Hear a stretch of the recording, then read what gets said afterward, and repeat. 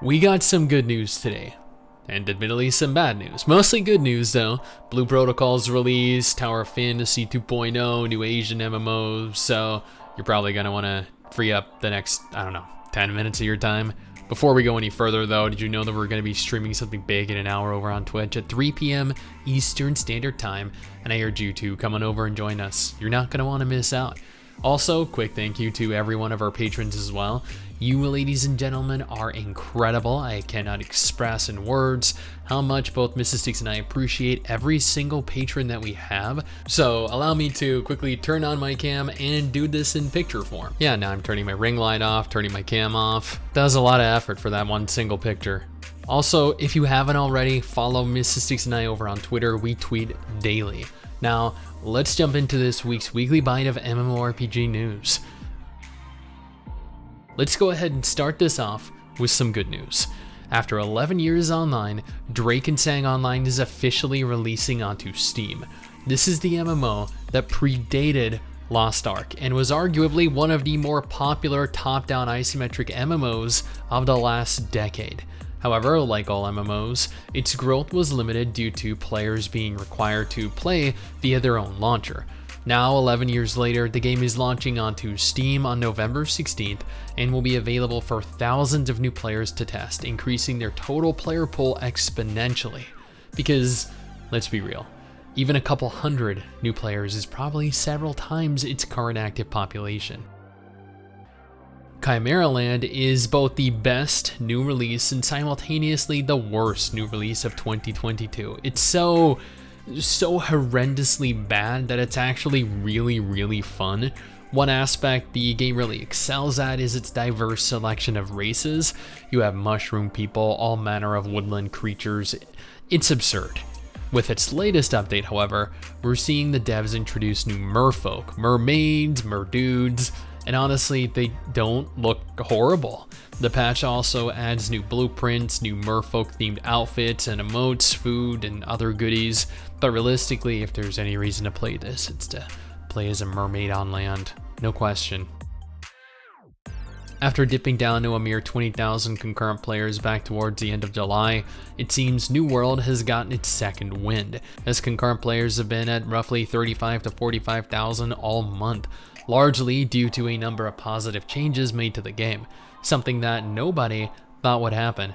Many players wrote this game off as being dead, if you recall. In light of this new influx of players, Amazon have rolled out additional servers for players to roll onto, and they're going to need it. Did you see the massive update featuring the new Egyptian-themed Brimstone Sands zone? Because it is stunning.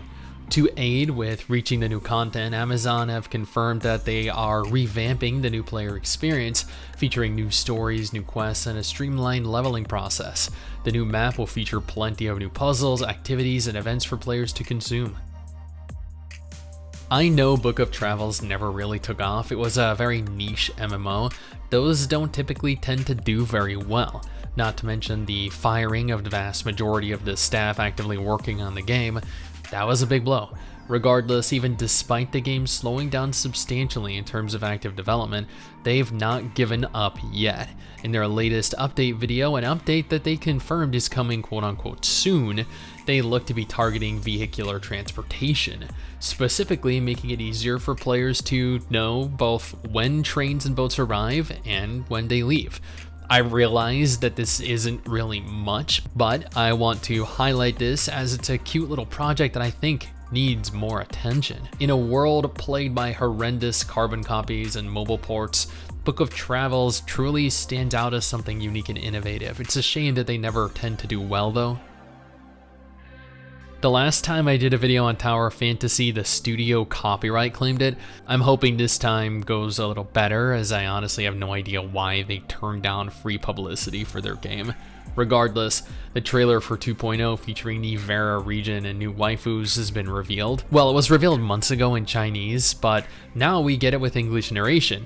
2.0, interestingly enough, still has no release date, but it's going to be a pretty big update, as players have claimed this actually makes the game good. In their words, not mine, 2.0 is when Tower of Fantasy finally begins to obtain its own individual identity. So I am curious and also looking forward to seeing this in action. I just received an email earlier today concerning Traha Global with the title Traha, the most famous Korean MMORPG, arrives in your country. Now, while I'm 100% certain this is far from being famous, maybe a little infamous, I do want to note that the game is apparently launching worldwide. They gave me a release date, but I'm not sure if I can legally disclose that in this video, so I'm just gonna go ahead and say that it's coming in a couple months. The game itself looks great graphically, but at the end of the day, this is a mobile MMO. Wait, is this a mobile MMO? I think this might actually be a cross-platform MMO, like most Korean MMOs these days are. Crap, I don't even know. Wizard 101 was the focus of some unwanted attention recently, as the game was hacked by what players had assumed was an employee of King's Isle. Several days later, after remaining radio silent, they confirmed that this was in fact not an employee, rather an external hacker taking advantage of an exploit that has now been fixed. Admittedly, the messages left were hilarious, and I urge you to check out my dedicated video on it. In light of this, King's Isle have decided to give every player premium benefits until the end of this month. Lost Ark has had its ups and downs, but the game remains one of the most populated MMOs on the market moving towards the end of 2022. Naturally, the game has continued to receive large updates featuring new content, new classes, and more. Next week sees Amazon pushing out the newest advanced class for the Machinist, bringing the total number of advanced gunner classes all the way up to 5. After hyping Lost Ark for years before finally releasing, I will admit it is refreshing to see that it's still managing to retain a loyal player base in the millions, even excluding bots, which trolls claim make up the majority of the active players. I'll admit I never thought that I'd discuss Star Citizen. It's an MMO that has been in active development for roughly a decade now, but here I am discussing how Star Citizen has 4,096,818 current backers, bringing the total amount of money the game has earned to over $500 million. Ashes of Creation has a budget 1/10 of that for reference. Final Fantasy XIV took over $100 million to make. Black Desert took tens of millions of dollars to make. It is absolutely asinine. This game, and I know you guys can't see me doing air quotes, but I am, has managed to accrue more funding than several of the largest card MMOs combined, and still isn't even out of alpha testing. I cannot imagine how much more money they're going to milk out of players between now and, well, over the next decade. After going on 2 years without any real comment from Bamco on Blue Protocol, it seems like we have good news. With the release of Gundam Evolution, Bamco have shifted their attention, focus, and resources towards Blue Protocol. Blue Protocol and Gundam Evolution were the 2 games their online department was focused on completing. The CEO himself went on to confirm that Blue Protocol, along with multiple new intellectual properties, were all in the early stages of development, with all of the aforementioned titles being not only online games but also free-to-play, available cross-platform on console, and releasing worldwide. And just to clarify, he went on to state that multiple new intellectual properties were in the early stages of development, not Blue Protocol itself. Blue Protocol is expected to now release in 2023 and have console functionality, but I'm more curious what other online games they plan on releasing and how large in scale they're going to be. Given they list Blue Protocol as one of their online games, they might have other MMOs in the works as well. Years ago, I played an MMO called Dekaron, then it shut down. Then it re-released with founders packs that people were stupid enough to purchase.